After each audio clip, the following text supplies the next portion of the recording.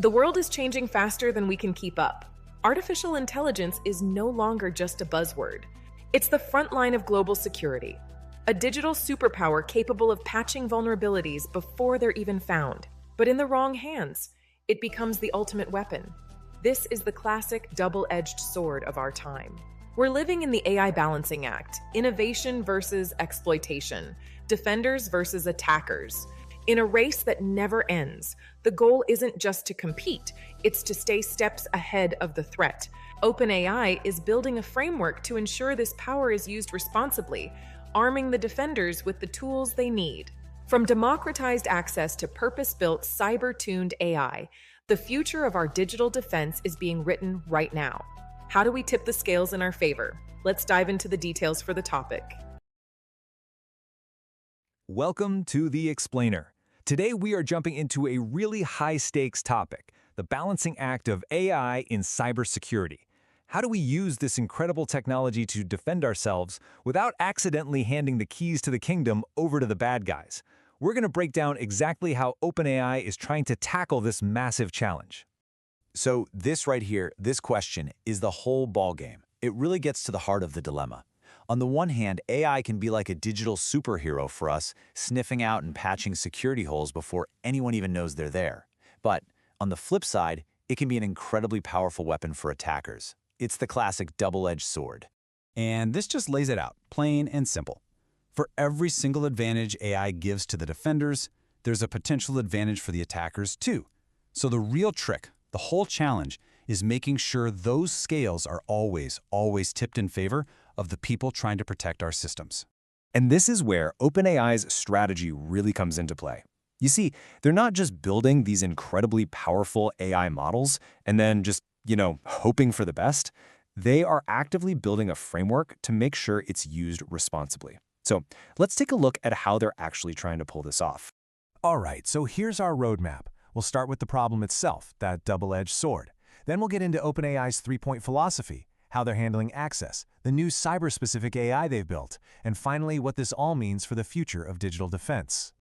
Okay, so first things first, let's really clearly define the core problem we're all up against. And this is a really crucial point. AI isn't creating the problem out of thin air. The cyber risks were already there, and honestly, they were already getting worse. Our digital world has always had weak spots. What AI is doing is basically throwing gasoline on a fire that was already burning. It's just raising the stakes for everyone and making this whole thing way more urgent.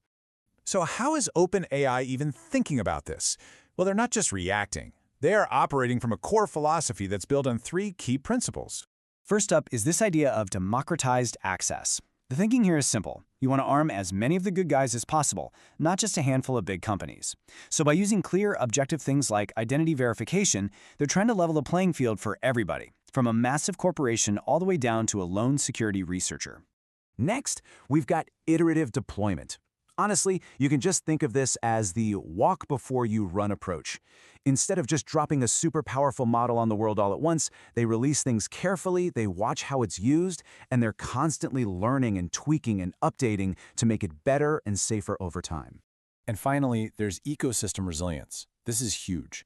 OpenAI knows they can't solve this problem by themselves, so they're actively investing in the entire cybersecurity community. We're talking grants, open source projects, you name it, all to lift up the entire team of defenders. Okay, so philosophy is great, but how does that turn into actual action? Well, it starts with a program for verified users. And this is really the perfect example of that first principle, democratize access, in the real world. Meet the Trusted Access for Cyber Program, or TAC. The goal here is pretty simple. Make life easier for the good guys. It's designed to give verified security pros the AI tools they need without them constantly running into unnecessary safety blockades that slow down their defensive work. And getting into the program is meant to be really straightforward. They've set up different lanes depending on who you are. So if you're an individual, you can just verify yourself online. If you're part of a bigger team, you go through a representative. It's all designed to get the right tools to the right people. All right, now this is where things get really interesting. This isn't just about giving people access to existing models. OpenAI is now creating a brand new AI specifically fine-tuned for cybersecurity. Say hello to GPT-4o Cyber. Now, the key phrase on the screen here is that it lowers the refusal boundary. What does that actually mean? Well, in plain English, it means the model is specifically designed to understand the context of defensive cybersecurity work, so it's way less likely to get confused and block legitimate requests from security pros who are trying to do their jobs. So what's under the hood? Well, it's purpose-built for defenders. It has fewer restrictions. But the real game changer, the one you need to pay attention to, is this last one: binary reverse engineering. This is a massive deal. It means security experts can analyze compiled software, think malware, without needing the original source code.